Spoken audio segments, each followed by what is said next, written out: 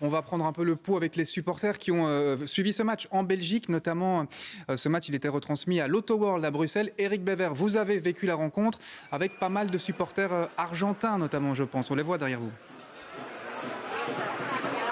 Oui, il y en a encore derrière moi. Les Français sont partis, on peut le comprendre. Effectivement, il y avait environ 1 millier de supporters qui s'étaient donné rendez-vous à Auto-World pour suivre ce match. Environ 700 Argentins, 300 Français, répartis dans des salles différentes avec des écrans géants. Alors, comme on dit dans ces cas-là, 2 salles, 2 ambiances. On a évidemment eu l'euphorie argentine avec les 2 buts marqués. Et puis la remontada du côté français avec un va-et-vient émotionnel, une tension extrême évidemment lors des prolongations. Et puis les tirs au but avec cette explosion de joie côté argentin.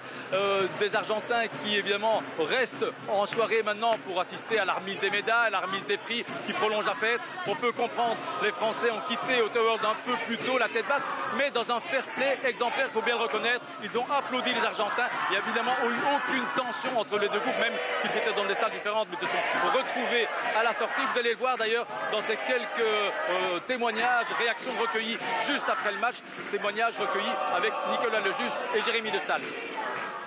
C'est un match bien mérité. On a mérité, c'était dur, mais on a mérité les matchs, n'est-ce pas, Samuel? Vas-y. On l'a mérité. Regarde les caméras, elle est là, la caméra. On l'a mérité. Je suis vraiment fière de mon pays, vraiment. Je suis très fière de mon pays. C'est la joie, l'exploit. C'est magnifique. C'est magnifique, c'est quelque chose qu'on attendait depuis longtemps. Et voilà, vous pouvez voir ça, c'est partout dans le monde, cette joie qu'on peut voir. Dans toutes les rues d'Argentine, vous allez voir, les gens ils sont contents parce que c'est pas seulement le football, c'est tout un pays que ça fait longtemps qu'on cherche ce coup et on est hyper contents, surtout pour Messi et pour tout l'effort qu'on a fait pendant longtemps. Voilà. C'est terrible, c'est vraiment, c'est tellement arbitraire ces tirs au but à la fin, quoi. C'est une frustration terrible. Le match a été d'une intensité incroyable. Voilà, bravo à l'Argentine quand même. Malgré tout, bravo à l'Argentine. J'applaudis les Argentins, ils ont fait un très bon match. Ils nous ont dominés du début à la fin du match, donc ils méritent leur victoire en tout cas. Ouais. On a eu la chance de voir les 2 premières étoiles de notre vivant. On n'attendra pas 36 ans pour la 3e. Beau match. Oui, voilà pour les réactions des supporters argentins qui ont vécu ce match en Belgique. Regardez, on continue de vivre ça ensemble. C'est le direct, c'est en train de se passer pour le moment. On improvise un peu dans ce journal, mais voilà, c'est aussi l'histoire du football et de la Coupe du Monde qui se joue en direct. Là, c'est le tour des Argentins. Maintenant, évidemment, les mines du côté argentin sont beaucoup plus réjouies. Oui, c'est fou parce que Lionel Messi, ça fait 15 ans qu'il est quasi aux commandes de l'Argentine et c'est le seul trophée qui lui manquait, c'est cette Coupe du Monde qu'il a donc réussi à aller chercher aujourd'hui. Il avait tout gagné, sauf ça. Et donc, il entre aussi dans l'histoire en étant celui qui a marqué 13 buts dans une Coupe du Monde, 8 assists également. 13 buts quand on calcule toutes ces Coupes du Monde cumulées. Et donc, il atteint aussi le record de Juste Fontaine. Donc, c'est complètement incroyable. Mais on sait qu'Mbappé, il va sans doute lui battre tous les records parce qu'il est déjà à 8 buts marqués alors qu'il n'a que 23 ans. Oui, tout à fait. On va rester évidemment, on va revenir plusieurs fois dans ce journal sur ce direct qui est en train de se jouer. On vivra ensemble la remise de la coupe. Mais on va aller faire aussi un tour du côté de Paris. Il nous attend Adeline Percept. Adeline, oui, beaucoup moins de gens derrière vous. On imagine que c'est la déception qui règne à Paris. Effectivement, on a vécu ce match de folie, ce match incroyable ici sur les Champs-Élysées. En fait, jusqu'à la 80e minute, les champs étaient plus ou moins vides. Et quand il y a eu ce doublé incroyable de Mbappé, on a vu plein de jeunes arriver ici, suivre le match sur les téléphones portables, y compris avec les forces de l'ordre, les policiers qui se trouvent à côté de moi. Et d'ailleurs, à chaque fois que Mbappé a marqué un but, on a vu un des camions de police faire jouer le gyrophare et tout le monde ensemble. On a vu donc de très belles images ici au niveau de l'ambiance.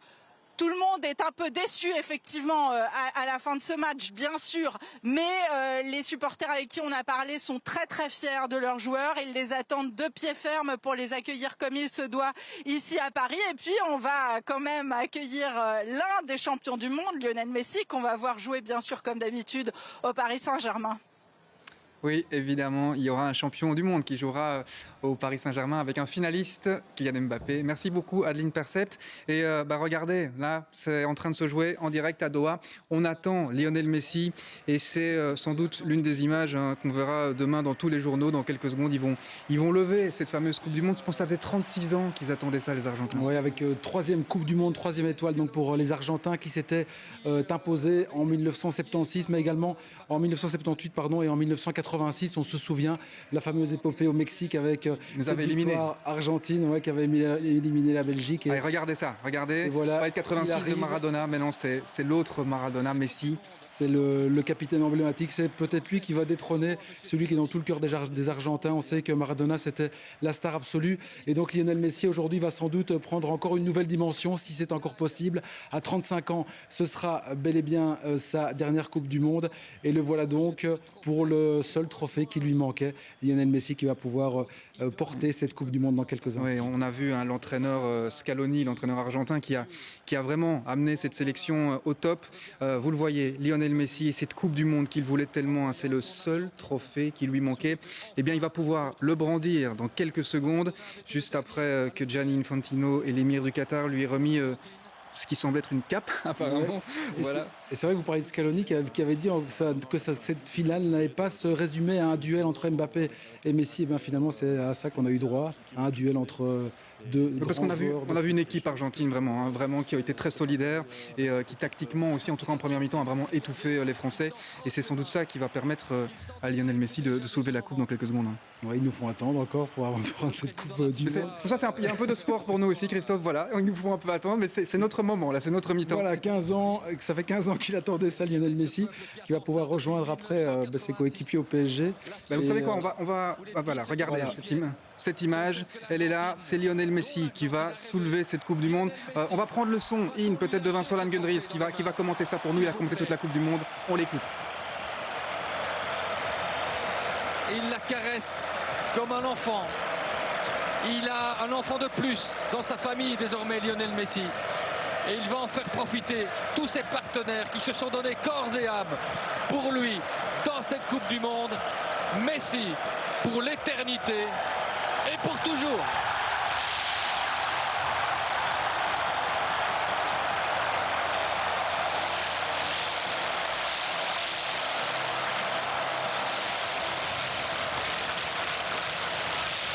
C'est évidemment le couronnement d'une carrière. Voilà, et c'est sans doute l'image qu'on verra à la une de nombreux quotidiens demain. On était dans le stade, on va aller juste aux abords du stade, direction Doha. On y rejoint Lancelot Meulwater. On peut garder les images dans un coin. Lancelot, vous avez vécu ce match sur place. Décrivez-nous un peu l'atmosphère, comment ça s'est passé. Mais déjà, je vais vous décrire qu'il y a un énorme feu d'artifice ici derrière moi, avec à côté de moi aussi de la musique argentine qui est en train d'être jouée, bien entendu.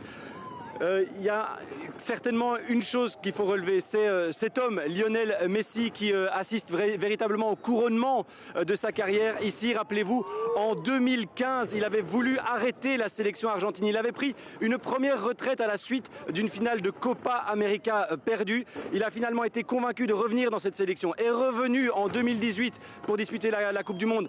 Avait été sorti par la France de Kylian Mbappé. Déjà, ils se sont retrouvés aujourd'hui, les deux coéquipiers du Paris Saint-Germain, pour un match absolument incroyable. Je parlais avec des journalistes français juste à côté de moi.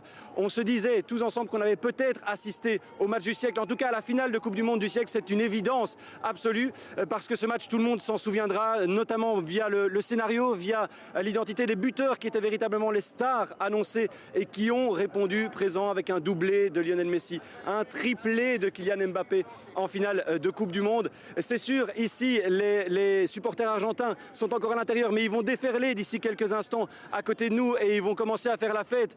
Ce n'est que le début de la fête ici à Doha. La soirée s'annonce particulièrement longue. Merci beaucoup Lancelot, et quel timing, parfait, on est arrivé chez vous juste au moment où le feu d'artifice jaillissait derrière vous du stade. Merci beaucoup Lancelot en direct de Doha. Christophe, est-ce qu'on a déjà des réactions? On attendait des réactions, est-ce qu'elles sont arrivées? Oui, on n'a pas encore de réaction tout de suite, on aura sûrement Lionel Messi dans quelques instants après sa Coupe du Monde tout à fait incroyable. Bon, on y viendra peut-être. En attendant, on va quand même rendre hommage aussi aux supporters français qui ont vraiment supporté leur équipe jusqu'à la dernière minute. Ils sont passés par toutes les couleurs de l'arc-en-ciel. Illustration avec ce reportage tourné dans le nord de la France par Martin Coulier. La déception à la fin d'un match montagne russe. Les supporters des Bleus ont dû s'accrocher jusqu'à la dernière minute et jusqu'à la séance de tir au but. C'est compliqué à vivre. C'est vrai qu'après une finale aussi impressionnante, revenir de 2-0, repartir à 2-2, 3-2, 3 partout, on espérait vraiment le meilleur. Et c'est vrai que là, franchement, c'est très dur de redescendre avec cette défaite-là. C'est vrai que ça a été les émotions, l'ascenseur émotionnel, mais franchement, ils ont quand même bien joué. Et même si on a perdu, faut être fair play aussi. Et bon, on est quand même content de l'équipe de France. Pendant près de 2 heures, ces supporters bleu-blanc-rouge ont oscillé entre stress et explosion de joie. Ça va beaucoup mieux là, on est confiant, un dernier quart d'heure de malade. Mbappé qui nous sauve, prolongation, on va la gagner, c'est sûr, c'est sûr. Et vous, comment vous vous sentez là? J'imagine qu'il y a une petite goutte de stress. Ouais, libéré maintenant, après ces 2 buts de la France, on a été vraiment en stress, mais là ça fait du bien. L'espoir, et pourtant le match avait commencé dans la douleur après un pénalty transformé par Lionel Messi et un but de Di Maria. Les supporters des Bleus se rongeaient déjà les ongles. Bon, à la mi-temps, on est très dessus puisqu'on a connu l'équipe de France beaucoup plus fort que ça. On s'attendait à beaucoup mieux. Et j'ai l'impression qu'il y a des jeunes qui jouent la première fois la finale de la Coupe du Monde, ils sont très crispés. Ouais, c'était incroyable, on s'y attendait pas forcément. Mais là, du coup, ça serait vraiment décevant de perdre sur ce match alors qu'on a les moyens et on a la capacité de les battre. Ils sont plus de 200 supporters à s'être retrouvés ici dans cette brasserie convertie en temple à l'effigie des Bleus.